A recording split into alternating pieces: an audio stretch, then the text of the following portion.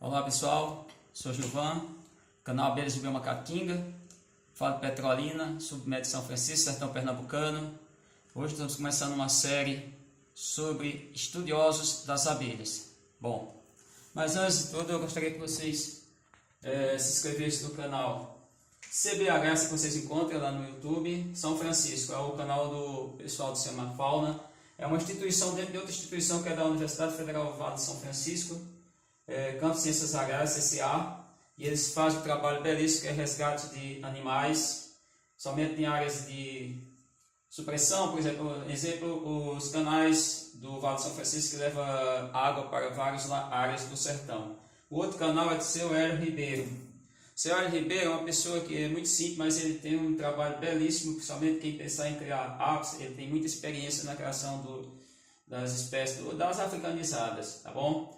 E aí hoje nós vamos começar falando do Lawrence Lawhyde Langstroth, nasceu em 25 de 12 de 1810 e faleceu em 6 de 10 de 1895. Bom, então, para a gente entender esse cidadão norte-americano, ele nasceu em Filadélfia, na Pensilvânia, um grande estudioso, sempre procurou estudar as abelhas, e ele idealizou uma caixa que é a caixa que mundialmente é conhecida como Langstroth.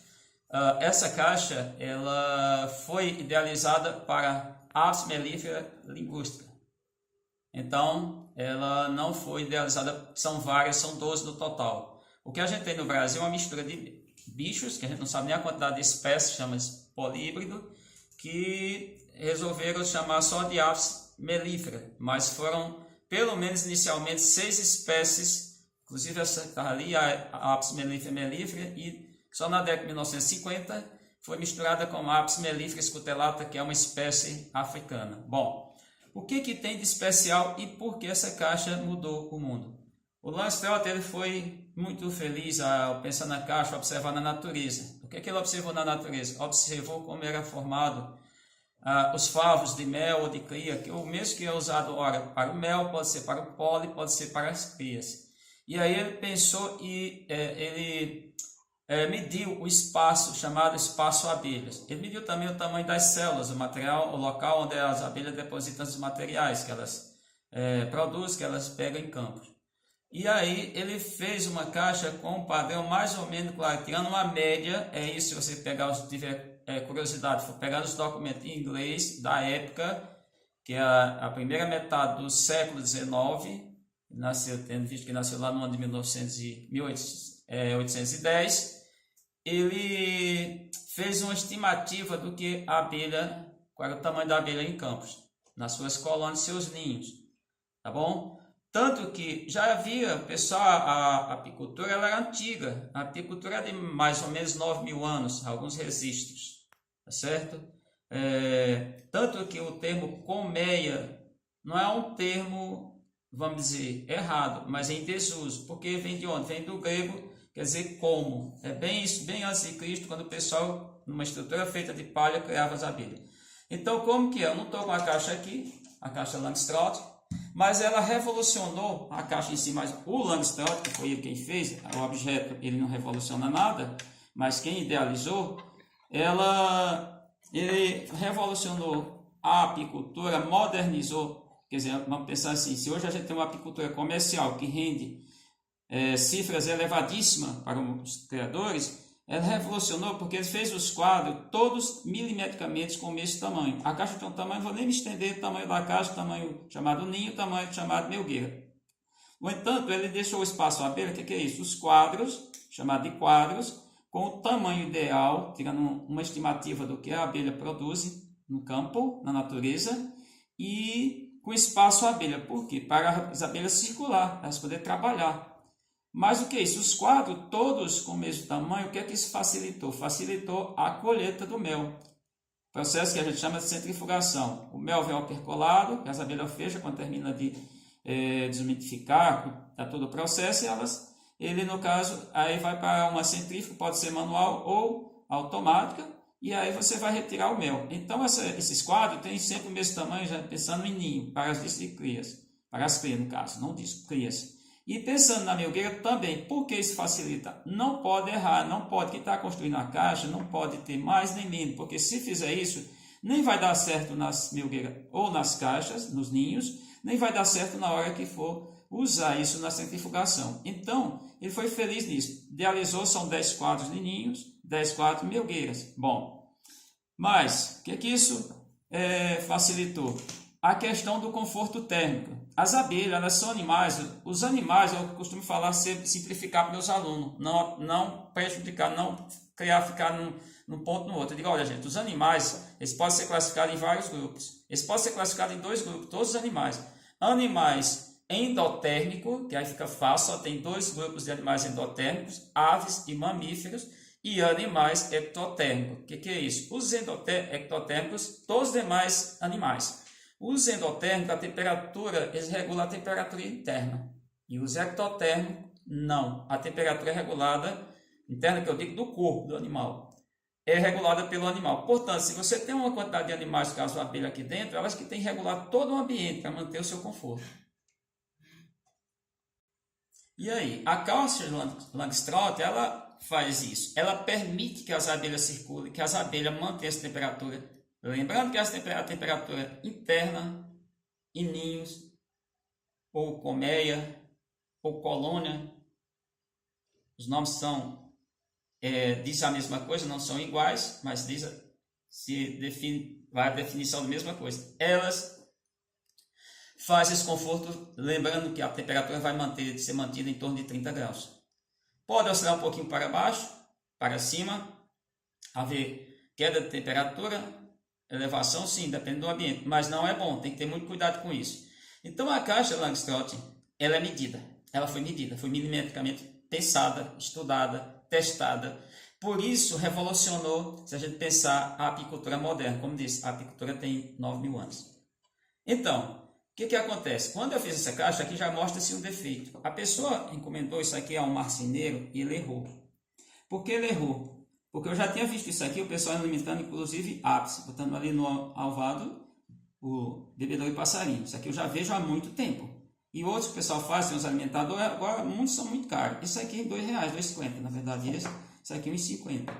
O que ele errou aqui? A caixa, quando eu fiz a caixa, ela tem medidas exatas. Essa caixa ela é milimetricamente medida. Olha o que o cara errou. Esse bebedouro não comporta. Não comporta porque ele não manteve o que tinha que manter interno. Você está mais baixo. Esse aqui já comporta, mas aí vamos imaginar você criador. O que eu disse que eu faço? Eu faço a alimentação de uma abelha em 5 segundos. Sem querer aqui fazer merchandising, mas é o pit stop da Mercedes, que ganha toda hora, porque na troca de pneu, no abastecimento do carro, o pit stop ganha da concorrente. Então, essa caixa ela é pensada também. Não que eu queira ser Langstroth. Estou em outra situação, vivo em outra realidade, trabalho com outra realidade, com outra abelha, mas ela também foi pensada. Ela foi pensada que é encontrada na natureza. É um parâmetro. E o que é um parâmetro? Uma média aritmética, algo tão fácil que muita gente não sabe fazer. Ou seja, a mandaçaia que ocupou maior área, claro que aí para ser o ideal seria esse cilindro, seria isso aqui, a caixa. Mas aí não dava para me alimentar aqui, não dava para fazer um monte de coisa, não era possível colocar um plástico. Então, foi de 56 centímetros, mas a média é de 42 centímetros. Portanto, essa caixa tem internamente 42 centímetros de comprimento. Isso se eu fizer. Você mandar um marceneiro que respeite o que eu estou pedindo. Ela tem 10 de largura, 10 centímetros. E ela tem de altura 14 centímetros. Por que isso? Por conta do tamanho de ninhos. Por conta do tamanho de ninho, porque essa caixa é exclusividade para mandar sair da caatinga, porque foi observado. Então, quando alguém for pensar em trabalhar com abelhas, tem que primeiro entender algo que o pessoal chama de bionomia das abelhas, que é todo o conjunto, a biologia das abelhas com o ambiente, e também pensar em ambiência. O que é isso? Isso é muito usado dentro do pessoal dos profissionais da zootecnia e da veterinária. A ambiência é todas as condições para que o animal se desenvolva bem. Se a gente falar de animais. Se um fator, e não só esses, falhar, você pode ter uma perda enorme na produção. Ontem mesmo tem um criador que ele é gerente de uma empresa que produz milhares, milhões de galinhas, de ovos mensal. E ele estava falando justamente, estava explicando a questão das galinhas lá na Univaso, no campus de extensão rural.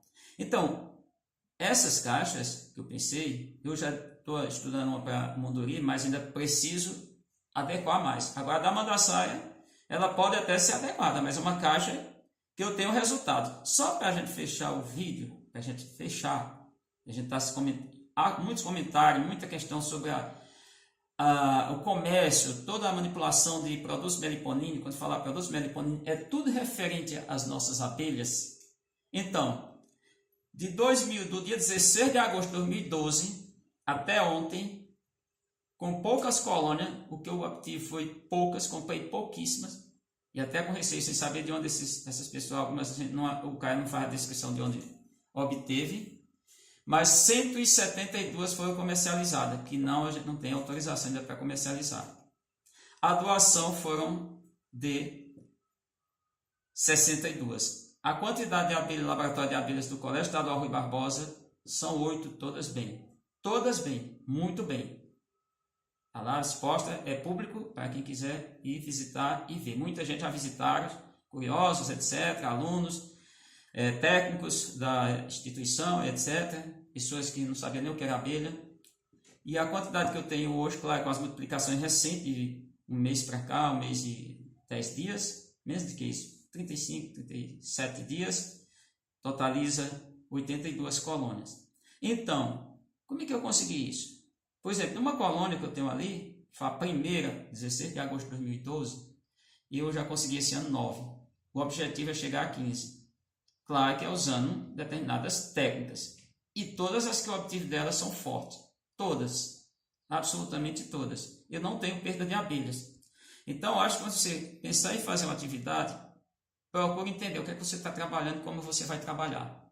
Se você pensar isso, você terá sucesso. Caso contrário, aí fica difícil. E ninguém vai trabalhar uma coisa para não ter sucesso, para não ter resultado. Mesmo que você vá criar apenas, seja o tal colecionador robista, nada contra, ou que você vai ter apenas uma colônia lá para ser algo como fosse ornamental, só de você ter como fosse enfeite. Eu conheço um senhor em Morelândia que ele tem 6 colônias de Mandaçaia, ele nunca multiplicou. Eu multipliquei uma para ele, era 5, virou 6 porque eu multipliquei. Ele disse, não, agora as bichinhas não tiram mel, é só para ver. É só para mim vir de manhã e ver essas abelhas. Mas o objetivo não é esse.